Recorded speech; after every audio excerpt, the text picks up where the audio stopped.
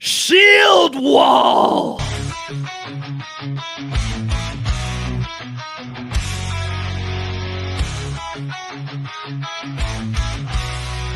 the white thunderstorms, we ride on the back of our truckers in a fearless stride. Sons of Thor with hearts made of fire, conquering land, fueling our desire. Soaring engines and lightning in our rise. United we stand, strength won't compromise. From the east to the west, we sail and we roll.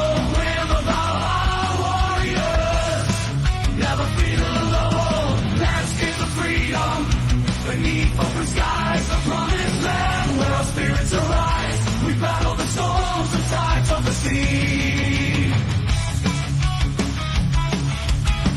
Now we've arrived in the land we're meant to be.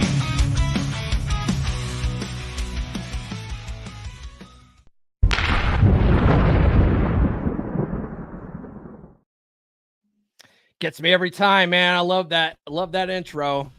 What's going on, guys? Welcome to the DragonShip. I am your host once again, Paul Bauer. Joining me today, we have the God amongst men, RP Thor. What's going on, Thor? You're on mute, man. You're on mute. You're on mute. There we go. I always hate when I get the sail wrapped around my face and I can't speak like that. But anyway, it's nice to be here on the DragonShip, guys. I got Odin's hammer. I got Thor's hammer. We're going to swing for the fences today. What a cool topic, Paul. Thank you for hosting, and Huds, all you guys on the DragonShip. And you know what? I see the chat. I see Chuck the painter signing in. Lots of guys signing in. Phil, Brad. Look at all those beer club guys. Wow. Skull, you Saturday morning savages. Let's go. Huds, you're on mute. I'm telling you that right now. Hey, how the hell are you? I know how this stuff works. It's not my first rodeo. I'm doing fantastic, man. It's been a good week. I had a lot of really cool things happen. I guess I'll share this one. Mike, you might get a kick out of this. I won my first jackpot on a slot machine ever, and I won $15,000 this week. 15K. Yeah, so I'm having a really good week. 15 bands, man. Well, how much did you put in to win that? So it was $3.52 spins, Right. and I would say I started with 500. I was down to like $360, so like $200. That's So not bad. That's a good return. Now, Yeah. you did the right thing, right? You cashed out and walked out of the casino, right? Exactly. I haven't touched anything since. Well, good job, us here. We need a little bit of repair on the mast over here. Use some of that luck. Yeah. Mike, Vegas, Huds. Once in a lifetime thing. Go Mike, ahead. what are you up to, man? I am losing weight. Jack Napier has been assisting me personally, and every day this week I have done a 1-hour walk, whether it was in the morning before work or on my lunch break. I've managed to do a 1-hour walk every day this week, which comes out to about 7,900 steps. Oh, that's great. Really? That's great. Yeah, a lot of guys just don't realize if they just get up and walked a little bit more, they would actually lose quite a bit of weight. I think that's why with your smartwatches, they always have that goal of 10,000 steps a day, right? That's your fake internet points for the day, because most people don't do that much, you know. But yeah, if you just get up and go for a walk, I mean, that's better than most guys sitting on the couch. That's for damn sure. Well, Monsieur Chouk, I mean, one can have gourmet dinners, but it's going to be like protein heavy and maybe once a week, not every night. That's the difference. Yeah. Everything in moderation. Yeah, as long as including moderation. As long as you're taking your poon supplements, you'll be fine. So it's all about that poon supplement. Oh my gosh, you guys got to understand, man. It's neuroprotective. Got to get that vitamin A. Oh, now, hey, that'll keep your immune system healthy. So we are talking about self-reflection. If you guys out in the audience don't know this, Tarl from Viking Paradigm was supposed to host. He and I both at the same time had computer issues. My hard drive crashed. His motherboard shit the bed, and he wasn't able to actually come up with any show notes in time for this. I, on the other hand, am an IT fucking god and got my shit up and running. So I'm hosting today. I went ahead and asked my boy ChatGPT to help us out, though, because none of us had time to write up show notes for this. So thank God for ChatGPT. But we are talking about self-reflection, right? Self-reflection. You find a lot of guys come to this space and they've got a victim mentality, I would say. A lot of the times when you first come to the space, you're sort of a victim and you're like, oh, she did this and women do this and women bad and all, men have no agency and the court system fucks you over and all this kind of stuff. Oh, we're I'll not go to jail for asking a girl out. Yeah, whatever it is, you completely disempower yourself with this victim mindset. And the guys that really come out on the other side in a better way are guys that are able to take a step back and self-reflect a little bit and go, okay, look, every major relationship I've had my entire life has failed. Who's the common denominator? Okay. You're like, what? Yeah. The other person probably did some fucked up stuff, right? So the other person probably did some messed up stuff, but I can't control what they did. I can only control what I did. What could I do better moving forward, right? That's kind of what we're talking about today, self-reflection. So I got some questions here. We'll start with Huds. We'll just sort of go around. But Huds, I'm going to put you in the hot seat here. What role does self-reflection play in understanding the dynamics of a failed relationship, in your opinion? Yeah, I mean, without self-reflection, you can't get better. And what I've learned, especially being in this relationship that I've been in with the woman who's going to become my wife, we've been together for 4 years. Whoa, spoiler alert. Does she know this? Oh, yeah, she's aware. Okay. Yeah. All right. No, we're good. So with that, what I really learned in this relationship that I had never had before is that you want to grow with your partner, not grow separately from your partner. And so what I mean from that is that we'll have fights, there'll be arguments, there'll be disagreements, like things will happen, but we talk about it and improve on that. I think in failed relationships, a lot of the time with that self-reflection, we don't spend that time to really think, okay, what did I do wrong here? What did I do wrong there? When I'm thinking back, like I'm even just thinking back to a few relationships that I've had, every single time I always thought like, okay, like, well, what caused this to end? Because realistically, unless she did something completely heinous, girls break up with guys more often than guys break up with girls. So it typically is something you did wrong. And so if you can think back to each of those relationships and pick those things out, then that's how you can find a relationship like the one that I have now that is successful and you're growing with the person instead of, making all those mistakes. Yeah. Did you by the chance use the P word, Huds? Are you a P word person? What's the P word? Partner. She's my partner. Okay. Anyway, I'm not. Yeah, gonna... I am. I'm totally, and I won't back down from saying that. Yeah, she's my partner. Like, I don't have an issue with it. I think it's funny that just busting your balls, man. Just busting your balls. All good. Mike Steele, same question. What role does self-reflection play in understanding the dynamics of a failed relationship? Oh boy. It's definitely a critical role. Man, the thing I want to talk about may not be related to the question, though. It's more related to what have I reflected on for my past relationships. So I could either go into that, or we can wait till you come around and actually get a bit more specific if you'd like. No, go for it. I have been self-reflecting recently on the concept of maybe my relationships they haven't failed per se. I guess maybe we should define relationship failure at some point during the show, but for the most part, I have ended them. but I've done it because I've realized, why did I even start this relationship or whatever it was, situationship? Why did I even start it if I knew there wasn't going to be anything worthwhile to come out of it? And that's on me. Yeah. Why did I even start?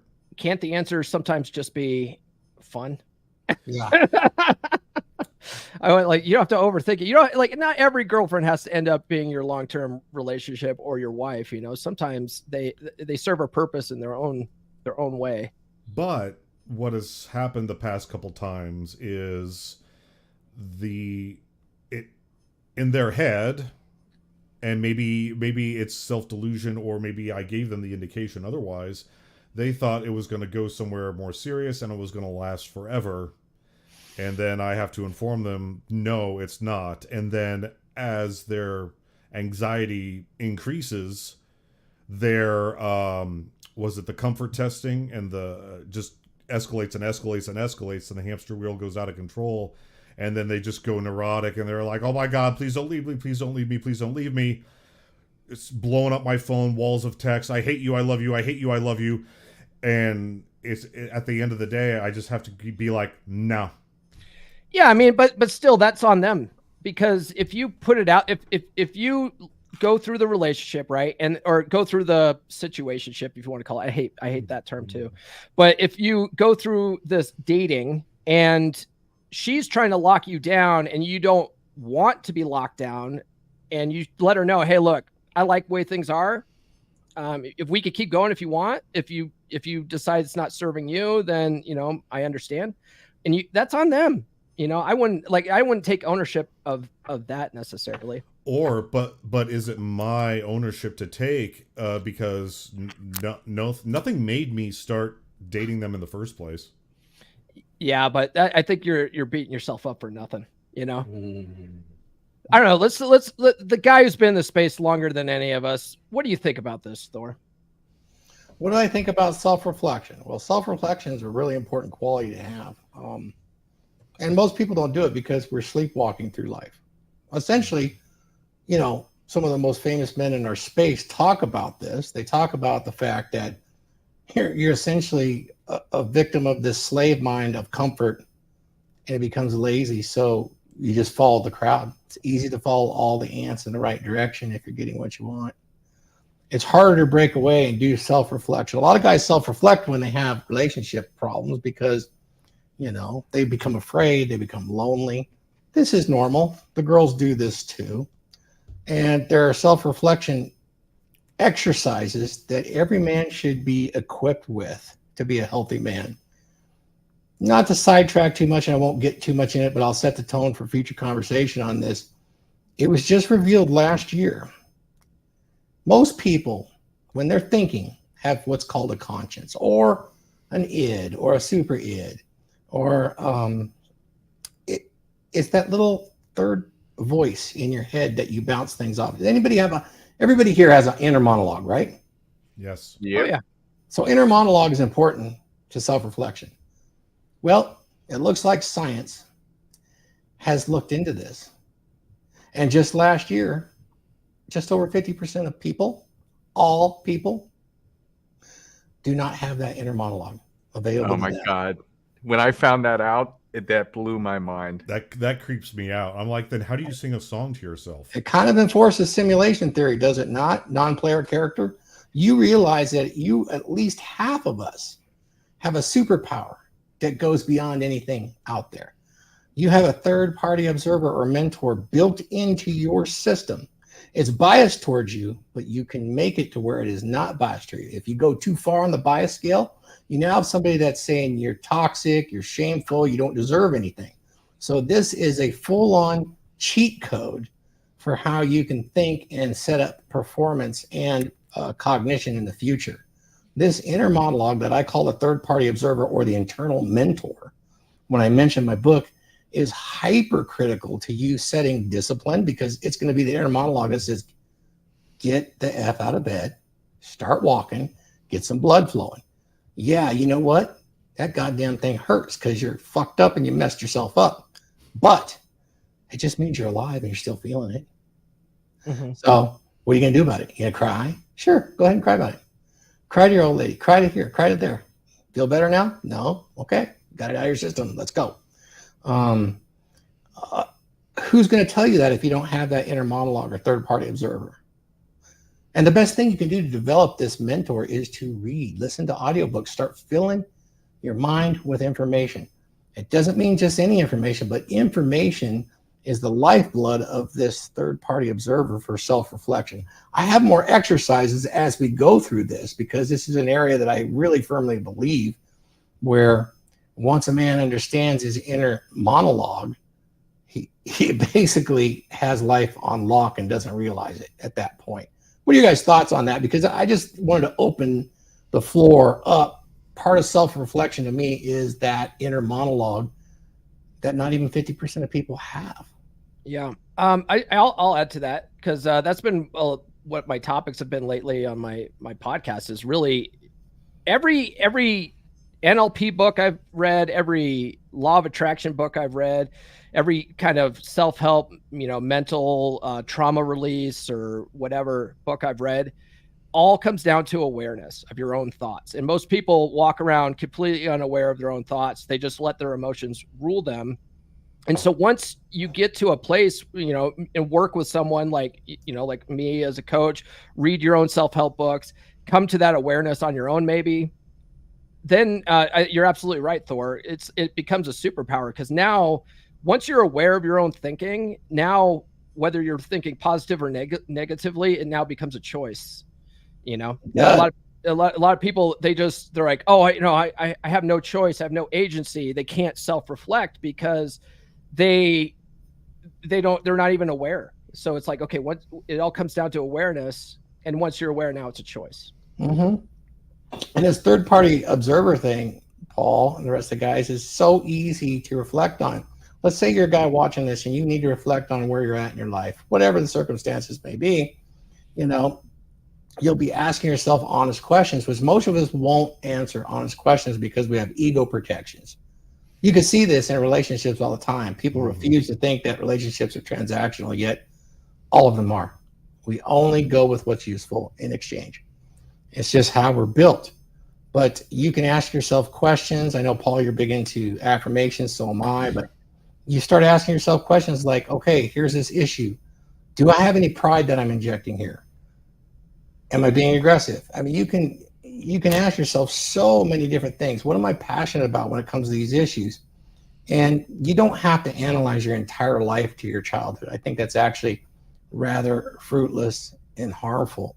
Just take the incident as it is in the brief history that's going on with whatever you're reflecting on, and look for habits. Are you doing things that keep coming up? You can't control other people. All you have is yourself. So we're only going to look at yourself. Am I congruent with how I'm communicating? Do I have loyalty to this situation? Is that causing an issue? What about my stewardship of this relationship? I mean, sometimes it's hard to think of all of these things on the cuff. But, get one of our workbooks or one of the blank books off Gumroad and start writing these things down. You can use the quick reference guides that I have. Paul's book is amazing, but it will get you started. And one of the big ones after stewardship is awareness. Am I sleepwalking through this thing? Is it easy? Don't want it to be easy. Am I being too nice? Paul's going to know all about this. I mean, because if you're that guy that believes in happy wife, happy life, and you are working for her happiness, I'm going to make her happy and give her a happy life. You're actually going to give her a crappy life. And one filled with contempt. Yeah. As you go through this journey, you'll figure it out. Yeah. I'm listening. I'm just going to say just real quick. I'm listening to a book right now called Letting Go by Dr. David Hawkins, I believe his name is. Ooh. And it talks, this is 100% what it's about. It's like when these emotions come up in your life, it's all those emotions, a lot of them come from your paradigm, from your subconscious mind, from your programming. A lot of that's built in your childhood. But if you don't try to repress or suppress those emotions, right, and actually just feel them for a minute and go, okay, why do I feel this way? Like, what's the goal here, right? Sometimes that'll lead you down a path of, well, I'm feeling this way because I'm anxious about this. Well, why am I anxious about that? And it leads you down this path of not trying to get rid of the emotions or dampen them or hide them. You're literally thinking through them. And once you think through them enough, you're going to feel lighter because you're going to work through why it's a big problem. And then you're going to realize it's not a big deal. Right. And you're going to let it go. Yeah. I know you're a big fitness guy, Paul. Me too. I use my fitness to push myself into a spot. You know how you get the endorphin rush? Mm-hmm. Right? You know, you hit that wall while you're exercising and then you push past it. There's an opportunity right there. And right after you finish, I think, to self-reflect. I will do it in my sauna if I can, but I'll get past that point where I know I can't go any further. And then I go a little bit more and then I'm done. And then there's a moment there where I get some clarity after I get my breath back. Do you find exercise helps with this as well? Yes.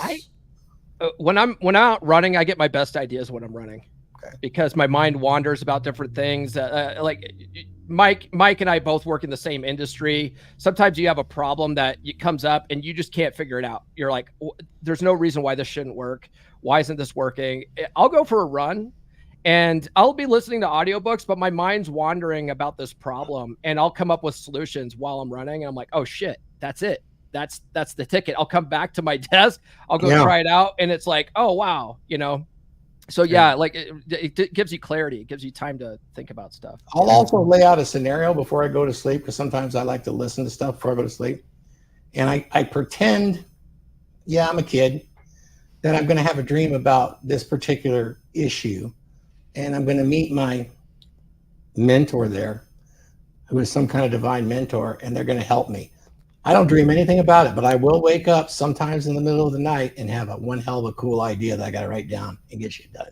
Yeah. So for me, it's when I'm lifting weights, because I do it very, very slowly to get the full stretch and the full burn and everything. And when you're doing one rep and you're taking several seconds to do one rep, that several seconds can feel like forever, especially if you're near the tail end of your sets. And so that pain, that's a great time to self-reflect, because you want to get your mind off that pain. So you just kind of like push past it, be like, oh, but what about that time I did? Oh, I shouldn't have done that. And 50, we're done. Yeah, that's a good way to. Did any of you guys use the mirror method? Where you look yourself right in the mirror so you get real honest, you can't look away? I do that with that. I do that with affirmations sometimes, because if you look at yourself in the mirror and you use you statements, you're telling yourself. Yeah. I can't do that, Thor, because if I look in the mirror, I get aroused and it's distracting. So Laurent, you want to say something? You're on mute, by the way. Good morning, gentlemen. All this self-talk, I think that 100% of the people have it. Maybe 50% of us are not aware of it.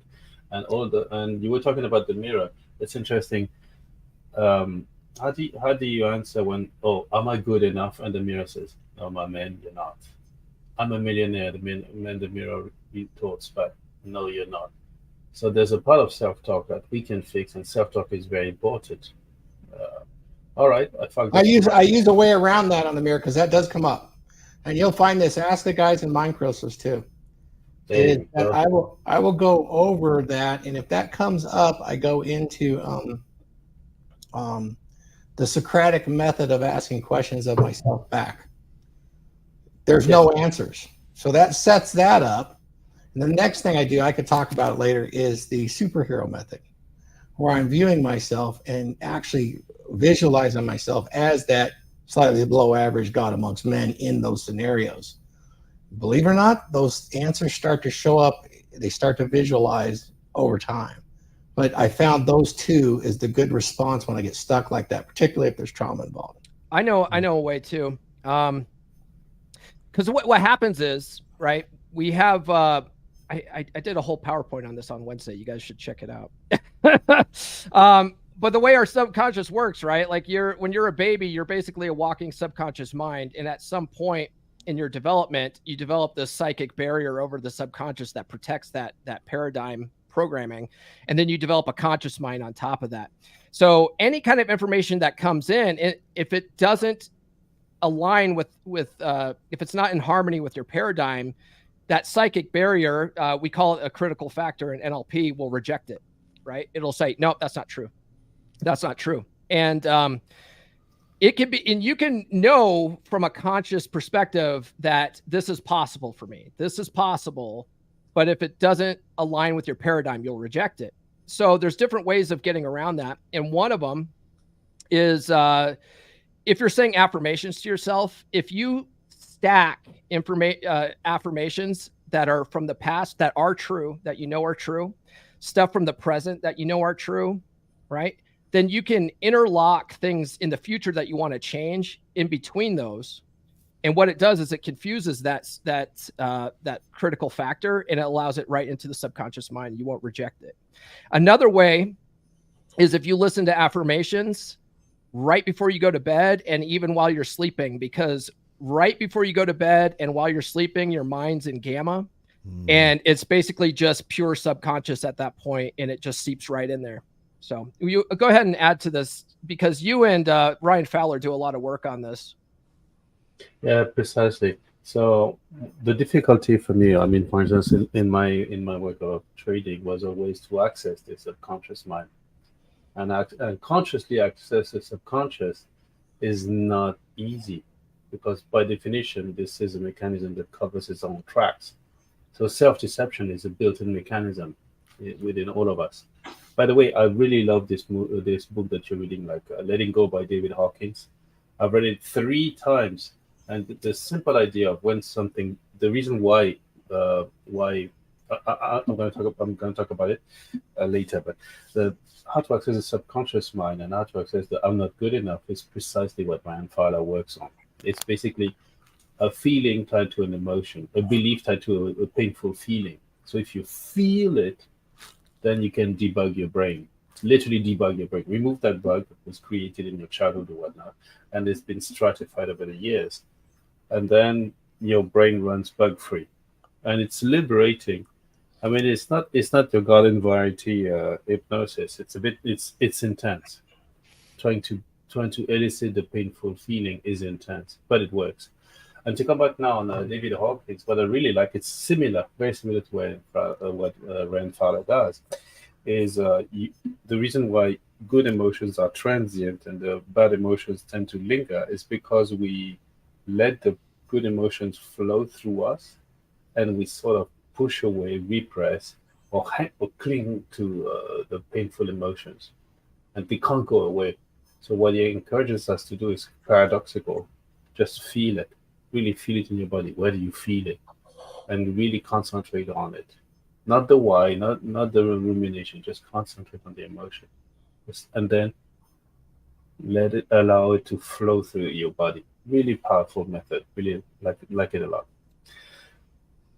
Yeah, it's actually so simple, because there's a saying, right, in what you resist persists, right? And so a lot of us are resisting these negative emotions, so they stick around more.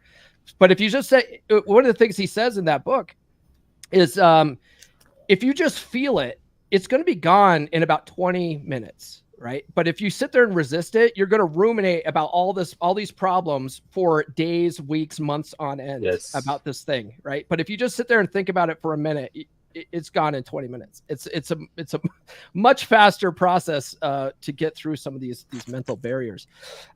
So we're getting back on self-reflection, though. Guys, let me see. Let's throw this over to Mike. Mike, I want you to think about this.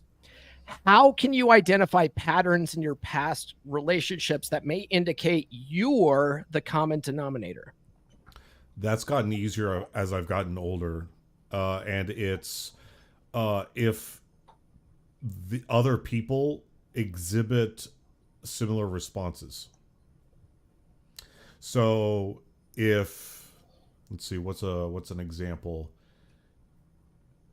I can't pull one off the top of my head right now, but let's just create an example, shall we? let's just say whenever you get busy at work, whatever girl you're seeing cries more. Okay, so why is she doing that? And if she associates words with that, like maybe she feels uncared for or unloved, or maybe she calls you mean, you can tell she's hurt, and she's trying to be respectful. Like, she's not trying to call you names or anything like that. She's actually being constructive. Like, it hurts me when you do XYZ. If you can correlate, every time I get busy at work, my girl cries and she says I'm doing XYZ and it's hurting her feelings. And the past 4 women have done this. Okay, now, what do I become when I'm busy at work? Do I start to change? Do I talk differently? Do I prioritize things differently? Do I become less personable? Do I become more stoic to the point where I'm almost like an uncaring machine? That's what I use, is when the patterns of behavior exhibited by other people back to me are the same. That's an indicator of I'm doing something to get that response out of all these people, because they're different people and I'm the common denominator. So if they're all exhibiting the same response every time I get busy at work, then what am I doing when I get busy at work to trigger that response from people? The common denominator. Sounds like a PUA thing. Perfect, Mike. Common denominator. Good deal. Denominator. So I just want to comment at that, and then we'll play a mid-roll ad here. But I noticed that was something I was doing as well. And like I mentioned before, Mike and I are in the same industry. It gets really stressful. Sometimes we're face down. We're troubleshooting. We're trying to figure out problems. And the whole world's on our back because, everyone wants the systems working. And so, man, there was one day, I know this was the beginning of the end of my relationship with Red Pill Chick. I know this specific moment was the beginning of the end. This was 2 years before the relationship ended. But we were supposed to go to her grandma's funeral, right? And she wanted me to only work half a day so that we could get ready and leave. And she was working a half a day, and we were going to get ready and leave and head down to the funeral. And I work from home. So I'm like, I got time. I don't need to ask for PTO. I don't need to do any of this stuff. And so when she got home, I was still face down working on a problem. And she was like pissed at me that I didn't do that. And I turned to her and snapped, because that's how I get sometimes when I'm working on something and I don't want to be bothered. I turned to her and snapped. I said, "This pays my bills. Your grandma's funeral doesn't pay my bills." Oh, shit. That was the end of that relationship. And then I realized, Oh my God. I realized through self-reflection, over the past few years working on myself, I did that in a lot of different relationships. I did that a lot with my ex-wife. I did that a lot with my parents and stuff. It's something I still struggle with, but I try to be more conscious and aware of it now. So like when Nurse Chick comes, I try to be a little bit different. I try to realize that a lot of times when women, Nurse Chick never complains about anything, for one, so that's amazing. But when she comes up and she wants to interrupt me in the middle of work, she's not trying to interrupt me. She just wants to let me know that she loves me and she's thinking about me, and she needs a little bit of my presence in that moment. And so I just stop what I'm doing. I give her my presence, and then I get back to work, and she's totally cool, So it's like that was something I had to work on. But let me play this here. We're talking a lot about self-reflection and being aware of our actions and our thoughts and stuff like that. A lot of things that a lot of guys don't realize is that they suffer from nice guy syndrome. A lot of it is because of this stuff. A lot of it's toxic shame, paradigms that don't serve them. And you can break free from that. A lot of this kind of stuff will help you in your future relationships if you could just break free from that. So let me play an ad. Because I do offer one-on-one coaching for this sort of thing. I am a master NLP practitioner. And what I'm doing since I started practicing this with my coaching clients, I'm seeing some really serious transformations in them. And a lot of it's just them reprogramming ideas or emotions or ideas or concepts that just don't serve them. So let me play an ad for that, and then we'll get back to this. Do you ever feel like you're stuck trying to please everyone, yet you're not getting the respect or the success that you deserve? You're not alone. Many men suffer from what's known as nice guy syndrome, hiding their true selves in a quest for acceptance and approval. But what if you could break free from this cycle? What if you could be assertive, confident, and truly successful in your relationships, career, and life? Hi, I'm Paul Bauer, a certified master life coach and certified master NLP practitioner. I've helped countless men overcome nice guy syndrome by guiding them to discover their authentic selves and embrace their true potential. Through personalized coaching and powerful NLP techniques, I can help you unlock the confidence and assertiveness you need to thrive. Transform your life today. Become the man you were always meant to be. Confident, successful, direct, and true to yourself. Ready to take the first step towards a better you? Contact me today and let's work together to break free from the limitations of nice guy syndrome. Visit coaching.comeonmanpod.com to book a call with me right now. Take control of your life and start experiencing the success that you deserve. Now, Oh, what do you got, Mike? What do you got? I saw that in the private chat. yeah, okay. So I want you to that thing you said, the red pill chick about the work and the funeral thing. I want you to repeat that in 3, 2, 1. Oh, come on. Don't put me on the spot like that. Put you out. Okay, yeah. This pays my bills. Your grandma's funeral doesn't pay the bills. Are we going to try to clip this? Is that what we're doing? All right. You put me on the spot, dude. I couldn't do it. All right. But that's I guess that is a line that a millionaire in a movie like that can get away with saying, and all the guys will be like, oh, what a cool dude, man. Man, I want to be just like that. I want to just be like Gordon. I want to be just like, Scarface. But in reality, remember, Scarface got shot. Yep. Yeah, it doesn't work, right? Like that, and a lot of people think that's what red pill is, right? Oh, you put your girl in her place and you fucking tell her that stuff. It doesn't work, man. Like that, there's much better things to do. And honestly, it was my fault because I told her I would be ready, right? So that's self-reflection. It's my fault. It's my fault. Ownership. You know? Yeah. All right. So we were talking about identifying patterns in your past relationship that may indicate you're the common denominator. Huds, I'm going to throw that over to you. How can you identify those patterns? Yeah. So when I'm thinking about past relationships, I always think of, okay, why did we break up? Why did things not work out? And first one that's coming to mind is because I kept cheating on her, and we didn't have that agreement that things could be open at the start. So no shit, I need to have transparency in my relationships. There was another that was a lot of missed boundaries. So it really taught me about boundary setting, because she was that was the girl that, oh man, that's a whole story in and of itself. I'm not going to dive into that, but she ended up getting me arrested, and it was a whole mess. So that really taught me boundary setting, because she had to be by my side, literally 24/7. So with each and every one of these relationships, I've kind of noticed that it was almost like sharpening a knife, where I began as a dull butter knife, and then each time as I'm going along, I'm getting reshaped to the point that I have a perfectly happy, healthy relationship now, and I'm able to do so because I sharpened everything about this knife so that now it's a very, very sharp blade. So that's really what I want to say on it is you just need to look back on, okay, what went wrong, but don't ask the question what went wrong.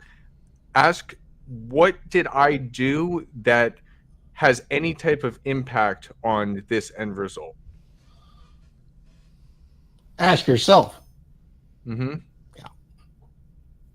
That's one thing that I think is going to be a massive theme through this episode is, the other person, like we're not saying, because one of the things that tradcons like to do, I'll get to you in a second, Laurent. A lot of things that tradcons do is they like to have guys take full ownership of all failure in all relationships. Like, we're not saying that. Like, they obviously probably did some bad stuff. Like, I'm sure of it, right?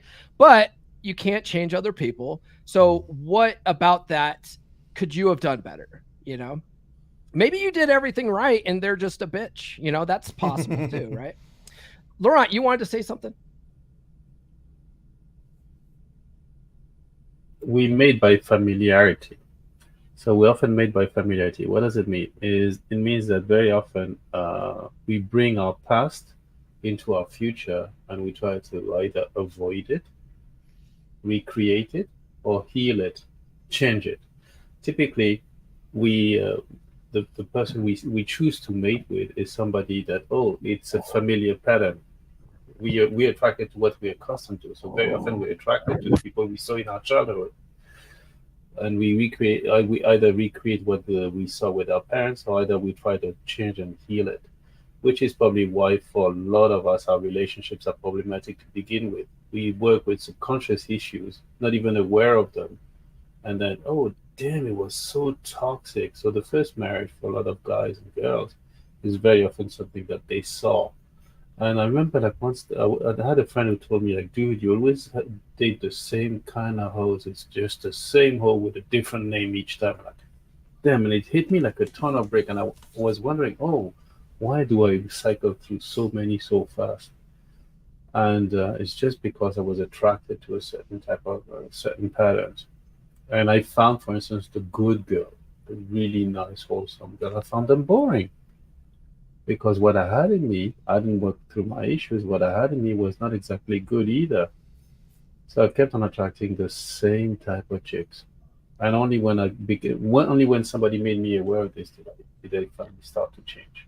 Yeah, you'll find that you will date the same woman with a different face in every relationship until you work on your paradigm. There's a story in No More Mr. Nice Guy that I read yesterday. This guy, his dad was an alcoholic, abusive guy. He would molest his daughters and stuff. And this guy at 14 took ownership of basically raising his siblings because of it. His mom was manic depressive. When she was manic, she was like on top of the world, and she would get involved in sexually destructive relationships. When she was depressive, she wanted to unalive herself. And she would threaten to unalive herself in front of the kids all the time. And so he had to one time bust through a door and take a gun out of her hands, right? Like all this kind of stuff. Guess what kind of women he was attracted to? Ones just like her. Incest survivors and manic depressive women, right? Because he became a woman saver, right? A Captain Save-A-Ho, because that's what he was raised to be. And it's like it becomes almost like your job security mental model. Like, if I don't have anyone to save, I have no purpose in life. And it's like it's such a toxic mental model, and you will keep getting those types of women until you work through that stuff and you reprogram that subconscious paradigm. We have a super chat here. This is a very important super chat. Très important. Is Laurent French? Hey, well, Laurent, you're French, right? You're muted. Yes. Oui, je suis français. I come from New Caledonia, which is a French colony close to Australia, between Australia and New Zealand. So yes, I am. And if the question is, explain to me this, Mr. Frenchman. What the hell was last night's Olympic opening ceremony all about? I mean, some of it was good, like the laser show was good. But the woke stuff, like the Last Supper stuff, like why? This was a disgrace. I don't watch the Olympics, so I don't know. We won't hold it against you. Hold on, we got to give this guy an Odin horn. Hold on.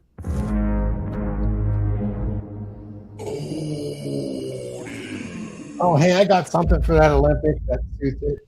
Let's see. Oh, hold on. Do I have Luke turned on? Oh, let's see if I There got we it. go. Got to turn that off. I got an epic quote I just added. Let's see here. Hang on. What do you got? What do you got, Thor? You I got have Elon Musk making one hell of a statement, which is pertinent to everything here.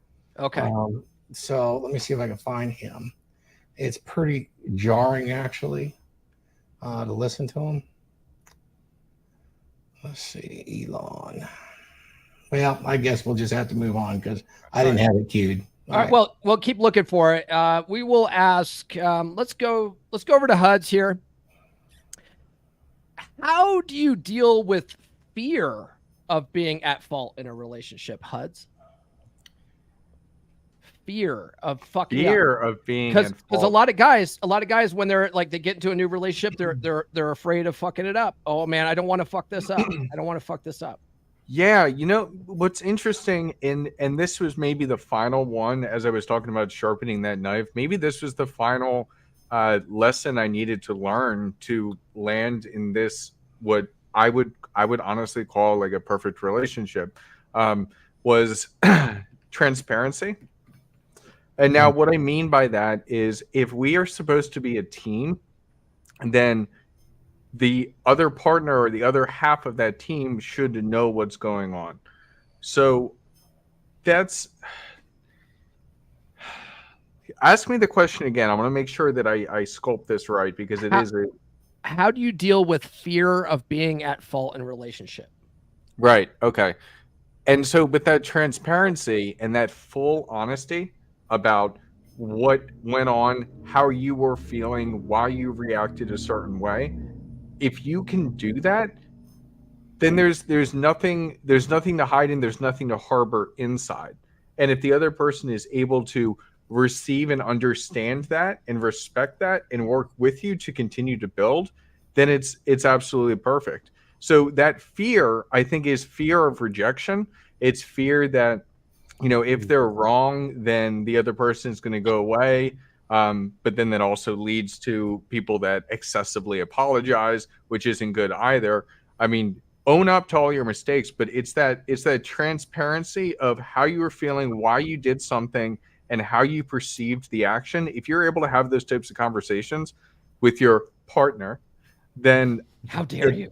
everything works out so much better. And I tell you, it's crazy. I'm 100% transparent with my girl on everything, Me even too. on some of the most embarrassing stuff. Yeah, But it's okay. But you know, that's amazing because most people can't go there for their ego. You're tracking dead on, and this is where a lot of folks get in trouble and start becoming the victim. It's their fault. I always date narcissists, you know. It's that perception. I found the Elon Musk. It fits right in. Here is perception on how Elon Musk felt about perception as it's been expanded to encompass human evil. Listen. I say what I care about is the reality of goodness, not the perception of it. And what I see all over the place is people who care about looking good. Fuck them. Okay? The perception of it is more important. Now, the reason I brought that up is to Huds' point is that when I was a little boy, sign language was not the number way that we were taught to communicate. This was something that was evolved out of the church and became extremely popular in the late 60s. There's not too many that are old enough to realize that Summer of Love, all of those things, the rebellion of the hippies, I'll tell you, all of that stuff was about perception of doing good. And it was, I think it did a lot of evil. You know, it created sign language, which is shaming, insulting, guilting, and the extreme need to be right when you are communicating with somebody else, regardless of whether it's an intersexual relationship or not. Just open your eyes, open your ears, and listen, and you'll see it creep into your own relationships, just like Huds had just mentioned right there, you know, as he was communicating, which is a little off, but I think it suits with where he was going. It tracks. When you're self-reflecting, be aware of sign language you might be using, because that will instigate this perception thing where you're more interested in her perception than what objective reality is. We always say in the Red Pill, we should leave people better off having met us than never having met us. That's that rising tide philosophy. Mm-hmm. Anyway, So I'll say this about fear with being in fear or living in fear. Living in fear in general doesn't serve you. Doesn't serve you at all. And a lot of and almost everything that holds you back in life is some form of living in fear. So if you're living in constant fear, walking on eggshells that you're going to somehow be at fault in your relationship, you're gonna act like a supplicating beta male in your relationship. So really, it comes down to frame. And one mental model that I learned from the legendary Rhinestone. Fuck that guy. He's got perfect teeth in 3 fucking books. One thing I learned from him is the mental model of relationships are her job. Right. And now that triggers a lot of people when you say that. But when you think about it, you know, we often say in this space too that men are the gatekeepers to relationship, women are the gatekeepers to sex. Well, if you own that gatekeeper to the relationship, then it does become her job. Right. Now, your job is to be the best fucking guy you can be the kind of guy that she wants to be in a relationship with. Sure. Right. But what worrying about whether she wants to stay in that relationship, that's her job. And if you put that onus on her and at least think about it that way, you won't be in fear. You won't live in fear of fucking this up, you know? I would worry about just trying to be the best person that you can be. That's something to worry about, but that's a positive note, right? That's a goal to achieve. Go ahead, Laurent. Thor was mentioning something really interesting, the need to be right. So how do you balance the need to be right with ownership or taking responsibility for what happens in your life? That's a question. Wait, so you're asking a question? Say that again. Yeah. To the wisdom of the panel. Oh, can you ask it again though? Okay, sure. So Thor was mentioning the need to be right, which is ego protection. It boils down to ego protection. How do you balance the need to be right with the imperative of taking responsibility for 100% of the stuff that happens in your life? It's pretty simple. It's what we talked about before, the rising tide being the rising tide, leaving somebody better off having met you than having not met you.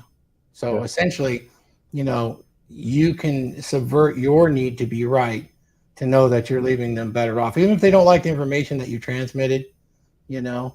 Believe it or not, you may be dating a young woman. She's had a lot of short/long-term relationships. And she's complained to you that all of her exes are narcissists, they're problems, they're this, they're that. And it sounds on the surface like it's different. You're perceiving it as different and she's right. And for some reason, her picker's wrong.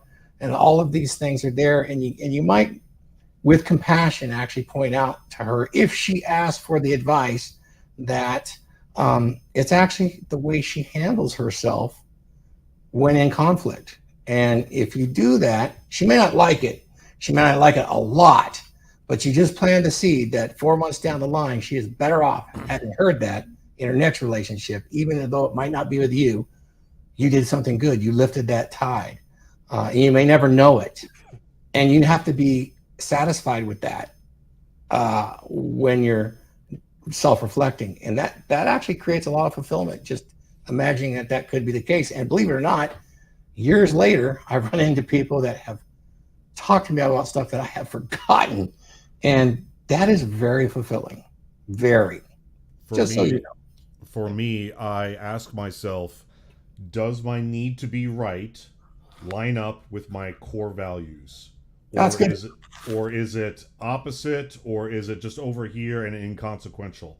So an example of where my need to be right would line up with core values would be something like, let's say hypothetically, I get married, I have some kids, things are going great, and then all of a sudden out of nowhere, my wife decides, hey, we should transition our son.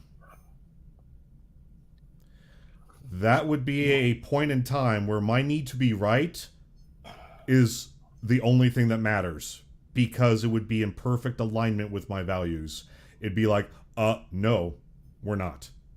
No, it's not even right. Discussion You're the leader over. of that family, and so you're the tide. You just don't let it come in. It's not even a need to be right. We're just not going there.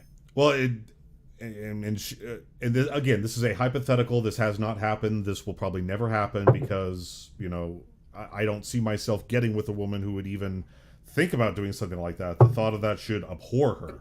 Right. But that's where an example of the need to be right lines up with a value. Where it does not, it's just like, how do you load the dishwasher? Honey, I don't care. Now let's say the dishes clean? Yeah, let's just say you're having a conversation with a woman you're not in a relationship with, and she has these ideas about transitioning children that she might have. Mm-hmm. Now you have a very different conversation. She's doing the sign language. You're aware of it.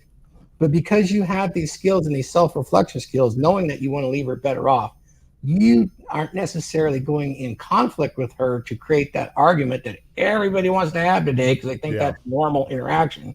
You're going to surprise the situation because you're going to stop that, and you're going to strategically plant seeds and be patient and let her fill in the gap with her hamster wheel. And I will tell you, I talked about this on Rule Zero before, watching extreme liberal Democrat in the family take the Jesus pill. And it was, and I've seen it more than once, and just from small seeds planted. Not that that's for everybody, but a lot of people need leadership. And if you plant those seeds right, you become a transformational leader, and they don't even know it that you're doing this with them. Well, a big one is going to be how long are we in this hypothetical relationship where she starts bringing something like that up. If it's 1 month, I'd be like, yeah, I'm never doing that to my kids, and I will not allow it to happen. Versus 2 years in, be like, why do you think that's a good idea? And just kind of lead her to the natural conclusion as directed by evolution. Rather than trying to drill into her head, I'm right. That's done a little bit differently. If my sound's wrong, put it in the chat. I have new wireless systems, so we're still adjusting. Thank you. It sounds good, better now. Did you do something different? I did. I dropped it by a level. Okay. Yeah. For whatever reason, it was like fluctuating. So. Well, I got the little square on here. Yeah. But it really needs the lavalier in the same spot every time. Yeah. Let's go with this next question here, and then we'll. Look who is just fucking Who showing is up. that? Oh, hey, stranger! What the fuck? And he's frozen now. I'm not frozen. Yeah, you're still here. I'm not frozen. You guys are frozen. Your audio's good though. So that's good. Okay. That's good. Hey, son. What's going on? So I was trying to get out the door. Happy birthday, you old fuck. Happy birthday. Thank you. I was trying to get out the door to get up there, to head up there to you. And you're like, come on. I'm like, okay, I'll just jump on. Here I go. No worries. I know your schedule. I'll be there at 11 o'clock. Hey, I'm on time. Exactly. Exactly. Hey, are you a killer with that assault rifle yet? Man, I have to sweep up. Not fun. I have to sweep up so much fucking salt now. I bought my Viking son a birthday present. It's just fun as shit. Tell him what it is, man. It's a fucking fly killing salt gun. Like, those are fun. Oh yeah, It's literally a flying assault rifle. It works. Sodium chloride.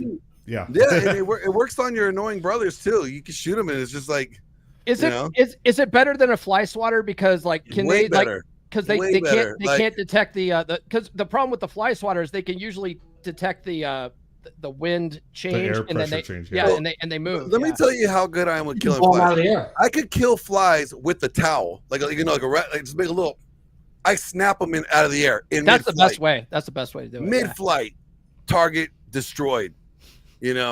So the gun makes it much more easier and fun. But now I gotta sweep up a bunch of salt.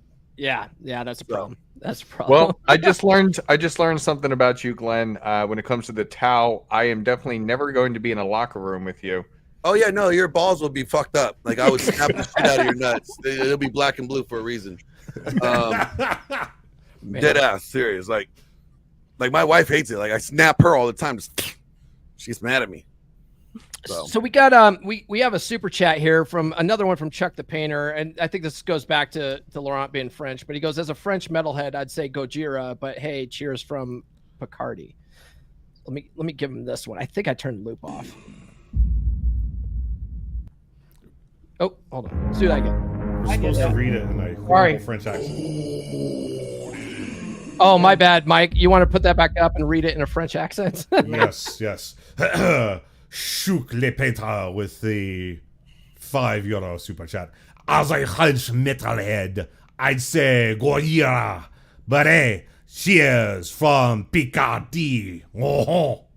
Laurent, are you offended? Are you offended by that terrible impression? Yeah.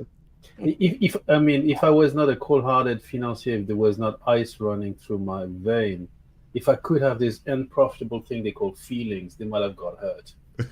Sacre bleu, je déteste les États-Unis. I'm dead inside. I can't feel. Yeah. So let me. Bonjour à la Picardie. Bonjour à nos amis Picard. There we go. Let's play a commercial for Thor's book here, and then we'll get back to the topic. Ever feel like the world is trying to make you smaller? That the qualities that used to define you are now something to be ashamed of? It's not just you. For decades, society has been pushing men to fit into a mold that doesn't match who they are. But there's a way out. A path to reclaim what it means to be a man.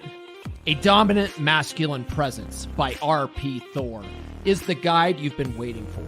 In this book, you'll discover the 7 essential skills that every man needs to stand tall and take control. Learn how to project confidence, master your emotions, and communicate with authority. R.P. Thor takes you through real-life examples, sharing practical techniques to help you develop your own dominant masculine presence. It's time to stop feeling sidelined. Time to step up and lead. With a dominant masculine presence, you can become the man you were meant to be. Order a Dominant Masculine Presence now on Amazon or listen on Audible. Rediscover your strength. Reclaim your life. Get Thor's book and you too can walk away from explosions. Fuck yeah. I need to get that commercial because I need an updated one. I just have the old one. Get it. Well, where I you can been? I can That's send the it to you. problem Glenn. right there. I can send it to you. Hey, I got some B-roll of Fitch and MLD and me walking away from an explosion. Oh, that would be dope. It's pretty cool. Play it. Play it. I don't have it unloaded right now, but damn it. those guys came and visited me a couple of weeks ago. We enjoyed the joys of binary thermobaric compounds. Nice. So the topic today, Glenn Lawrence, is self-reflection. How do you know if you let's see here. No, here's a better question. What are some common mistakes men make in relationships that they may not be aware of?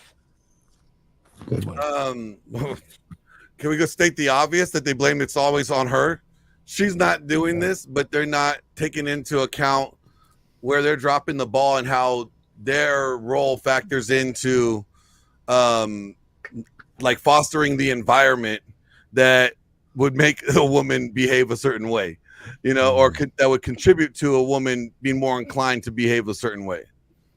You know, like if you're not leading and then you're complaining about her not being submissive, well, you're not fostering an environment where that she could trust your leadership. Feel right. Safe. Yeah. And you're going to bitch about her not being submissive. Well, maybe if you led, then she would be submissive.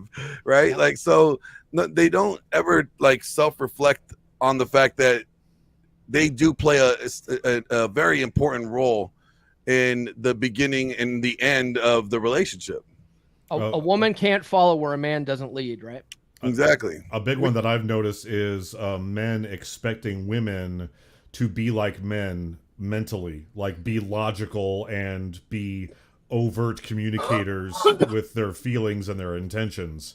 Like, why does she just say what she means? Because she's a woman. To quote Jack Napier, because she's a woman. Yeah. If you want a woman that's more direct, that's more rational, date a dude. or an army gal. Tranny. Just get a tranny. Then you're great. You get best of both worlds, right? You get tits and somebody that understands you. There you go. Exactly. That's Huds gay, though. That's gay. Huds knows all about this. Huds, what's your take on this? On wait, what trannies or? Yeah. Well, we do Take know that- that you're the gay dating coach, so No. What are some common mistakes men make in a relationship that they may not be aware of? Is the question. I think it's paying attention to the mistakes they're actually making. To be honest, I truly believe that that's what it is. Like what you were talking about before, where you got frustrated and you snapped at your girl. Okay, well, like, is that a frequent type of behavior, and what are you doing to address that? So I really think that that self-awareness, like not thinking about your own actions and how they affect others, is a big one. And I think another one is that she will always show signs of being upset or getting less happy over time. That like we all know that women decide to break up like 6 months ahead of the time that they actually break up with you. Up to 2 years sometimes.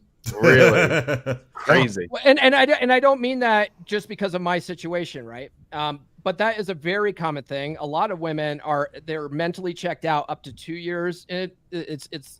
There's lots of case studies on That this. is a distant monkey branch. 2 years.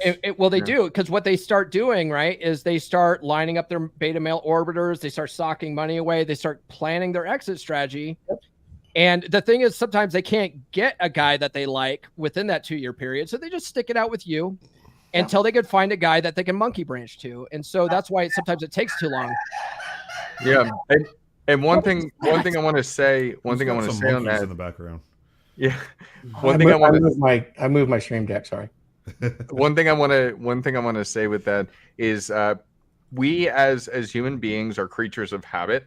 So guys, pay attention when the habits or the typical day-to-day types of things are changing.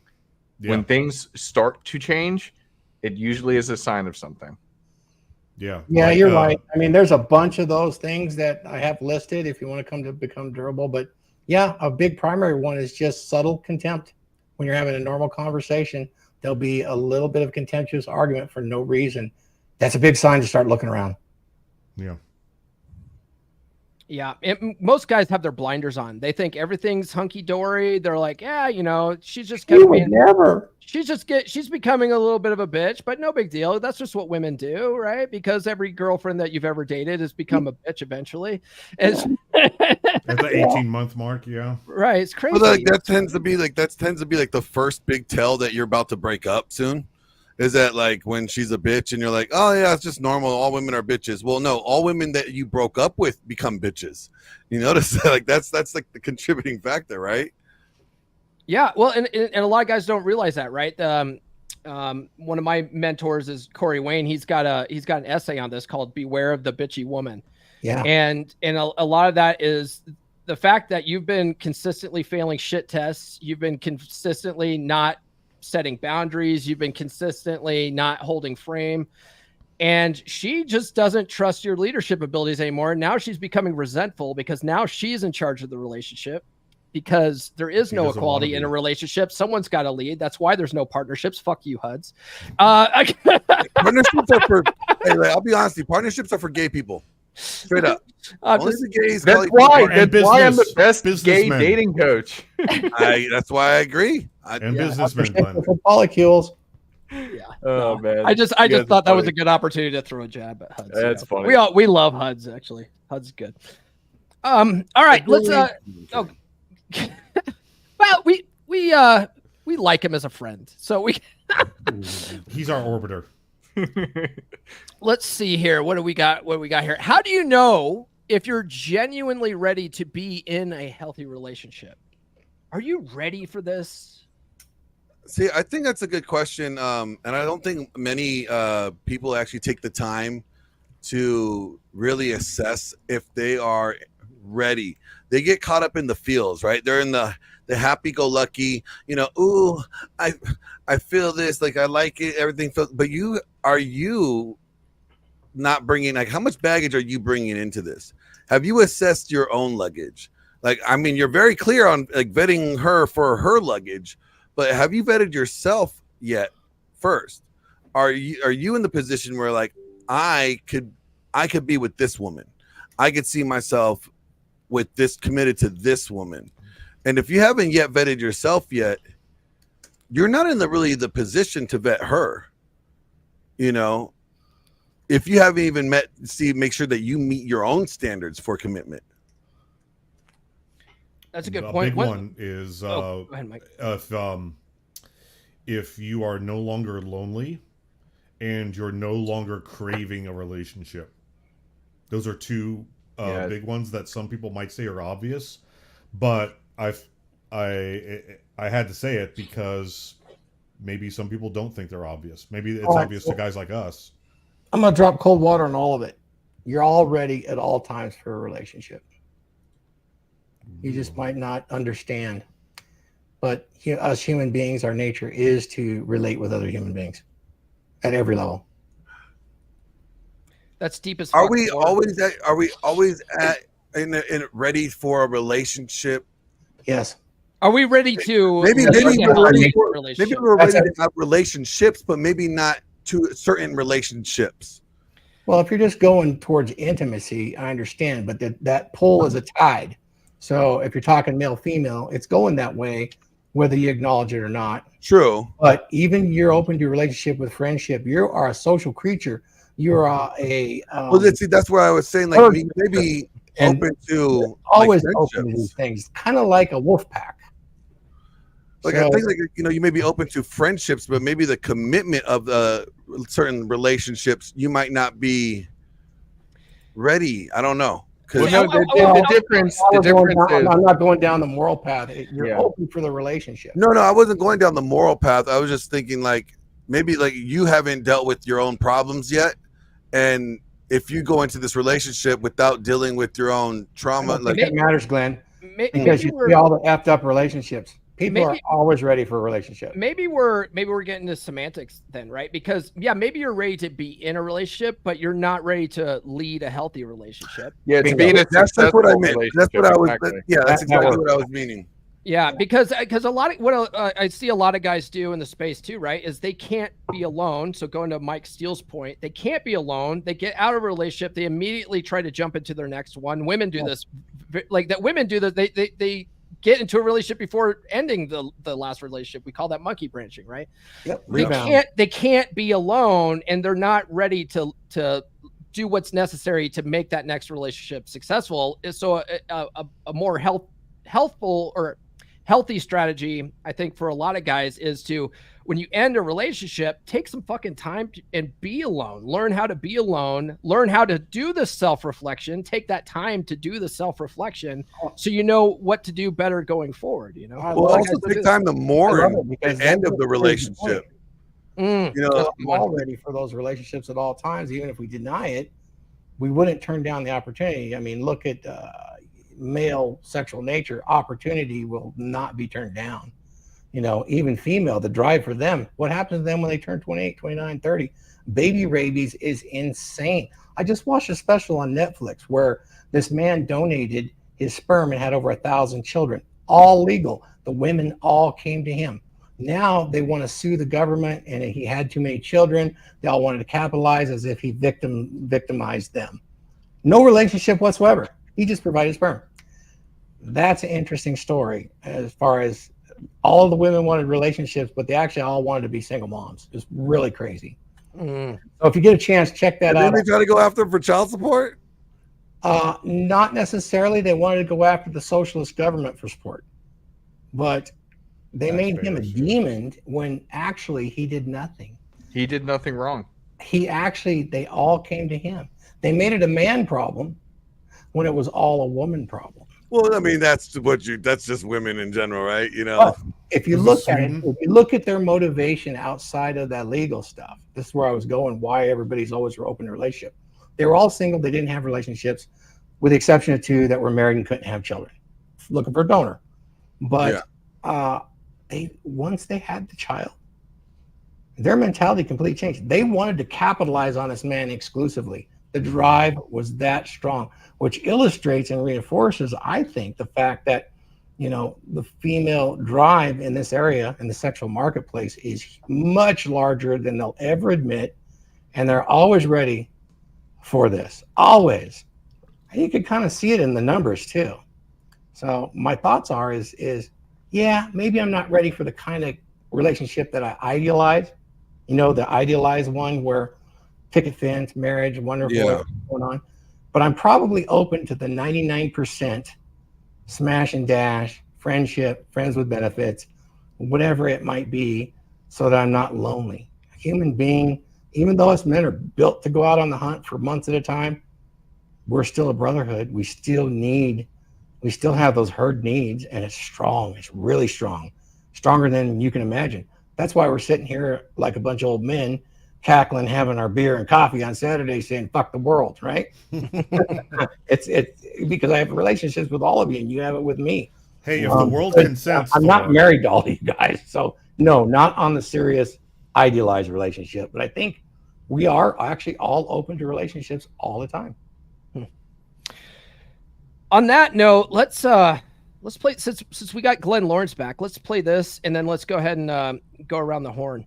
This episode was brought to you by Tactical Soap from Grondike Soap Company, a game changer in men's grooming. Crafted with natural pheromones, it's designed to elevate your alpha status, masculinity, attractiveness, and charisma. Each bar is meticulously formulated to invigorate your sense and leave you feeling confident and irresistible. Unleash your true potential with Tactical Soap and command attention wherever you go. Order now by using the link in the description of this video.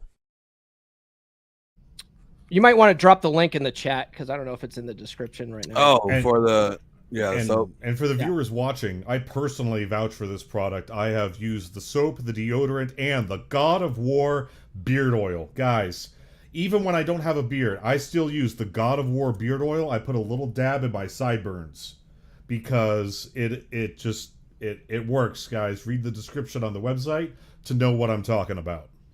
All right, it makes that pussy wet. Hey, we got another super chat from Chuck Le Penteur. With the €10 super chat.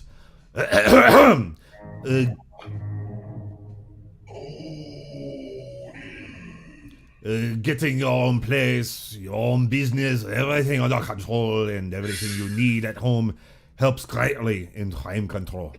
If there's no kid, if she's gone, you're still a master in your own castle. It's all bien. Très, très bien. Les poissons, he, he, hon, hon, hon. Okay.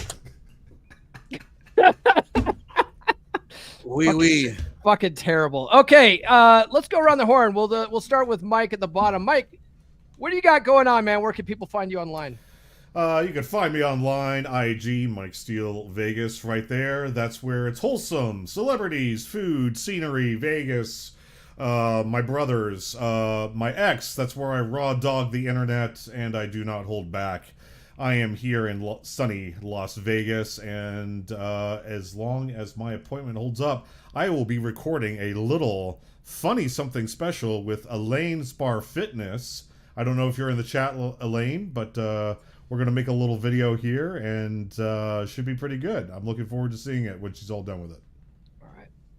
Glenn Lawrence, welcome back, you son of a bitch. Yeah. What I've been up to, where you can find me at your mom's house. I'll be there about 11 o'clock after you go to bed. That's the usual time. They call me Sancho, you know. But no, you can find me at Glenn Lawrence Presents on YouTube. Glenn Lawrence Presents on Instagram, and Mr. Glenn Lawrence on Twitter. You can find me at I think it's Glenn Lawrence Production of Men on Discord. Hey, Are We Not Men? Can you drop that link in the chat, please, for the Discord?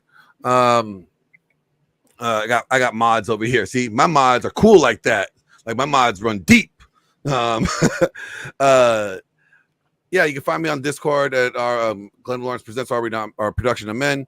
I would encourage you guys to go check out the stream I just finished. We actually broke down chapter 7 of Dominant Master Presidents. We actually listened to the Audible version and we broke it down, and it was a very good breakdown. We had other people come on the panel, ask them Q&As, and then we also broke down the dead bedroom video that we did on the Titan. So I encourage you guys to go check that out. We had both men and women on the panel, and a lot of women even agreed to a lot of the things that we said. So that was always encouraging. So I would encourage you guys to check that out for sure. Yeah, so you can find me. That's where you guys can find me. Yeah. All right. Laurent, the real Frenchman here, not the fake one, like me and Oh, okay. My guy's Chuck the Painter, pleased to meet you. Enchanté. So where I'm at. So with Ryan Fowler, we're about to launch this course on approach anxiety and dating confidence mastery. So approach anxiety is a big thing, and it's interesting because what we talked about today can be summarized into the dating essentials by Robert Glover, and also in our course. So it really resonated. So this is what we've been working on.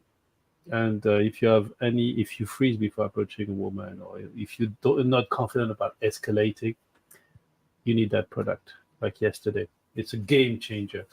I mean, an example, like I was in Shimoda over the weekend, and I was carrying the trash, and I literally picked up 3 girls carrying a trash bag.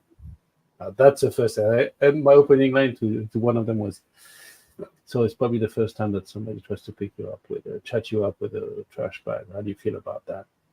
And the girl's like, wait, what? Game on. And they were very, very good looking. The second one, I was holding my trash bag, and I looked at her like, do you think I'm good in bed? And she was like, wait, what? So it works. It works. That stuff works. It's funny though.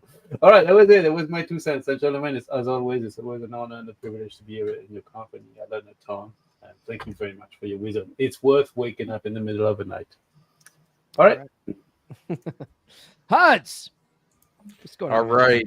As you guys know, best way to reach me right down here on Instagram. If you have any questions, yes, I can do gay dating coaching, but typically it's just regular dating coaching. But you can reach out to me there with any questions. You can also book consults from there. Outside of that, I've been continuing to build the Men of Now community, which is my private community. And every week we do Zoom calls together. And we also do shows every week. What we've been focusing on right now is going through the entire history of the Red Pill, Manosphere, doing all the things from the very beginning to PUA to then the Rational Males coming up. And we're going all the way through. And I just want to say thank you so much to Paul and to Laurent for joining us on the last episode. So I'll go ahead and put that up there on the chat if you guys want to go subscribe and listen to some of that information. We're just going to keep going with that. I think it's very important, and it's lost nowadays. A lot of people don't know how we got to where we are. And when we go back, and that's why we study the greats when it comes to, any topic, really. We need to go back to really understand our roots to then better navigate this life. So really looking forward to see where this goes. Thank you so much, Paul. Yeah. I'll go, and then we'll have the God Amongst Men take us out. Tune into the podcast Monday. The Book of Puck continues. We're doing chapters 34, 35, and 36. We're going through the whole entire book of the Book of Puck, and I'm basically just reading it to you. I'm reading it to you. It's story time with Paul and Puck, baby. And then in between little sections, I'm giving you my thoughts on some of the things that he's talking about. Other than that, we did talk a lot about changing your paradigm, becoming more aware, not being an NPC, reprogramming some of these subconscious beliefs that are holding you back, keeping you dating the wrong type of women. Ever since I've been starting to implement NLP in my coaching practice, I've been seeing massive changes in these guys that I'm working with. We go through really cool techniques, stuff like the swish pattern. If you guys have ever worked in NLP, you know what the swish pattern is. This is kind of like NLP's duct tape, but that basically replaces certain beliefs and emotions in your mind at a subconscious level. And it's just a fun process to walk through. And then you immediately see it. Like as I'm walking guys through this stuff, you just see all these, like you just see them immediately lift up. you see it in their body language. Like just all that stress and stuff is just gone because they reprogram that with their own visualization. So if you need help with any of that kind of stuff, book a call with me. I'm going to drop a link here. You can go to coaching.comeonmanpod.com. Thor. Gentlemen, what a great show. I mean, the DragonShip's an amazing podcast, panel show. There's nothing like it. I mean, it's international. These men we call Drakars, they pull it together. The amount of research and talk is all fun, and it has that philosophy of being the rising tide. Every man believes in it. That being said, we have something special coming up. I'm not going to announce too much. I think my dear Viking son kind of jumped on the topic he wants, but every one of the Drakars is going to do something extremely special in publication over the course of the next 9 months that is going to basically compile an encyclopedia with background stories, with some wisdom and some prescriptions that'll make it easy for everybody to understand why they would want to implement these techniques, traits, and behaviors in their life and develop a personal character that they can project out into the world to manipulate and change reality for the betterment of themselves and those around them. That's the essence of the rising tide. And you'll find it here on the DragonShip. And if you wanted to know more, you can certainly join the Dragons membership, our monthly meetings, and you can find out what this project is. Huds is going to help as our project manager, but you will see names in there as this project rolls forward that will span the history of the red pill content creators that you currently understand. And this will be a good thing. So I'll leave you guys with that. And if we are done, you can always find me at Become Durable or check out the book. I'm just going to take you guys out with the main theme. So thanks again, guys, and we'll see you next week. Go.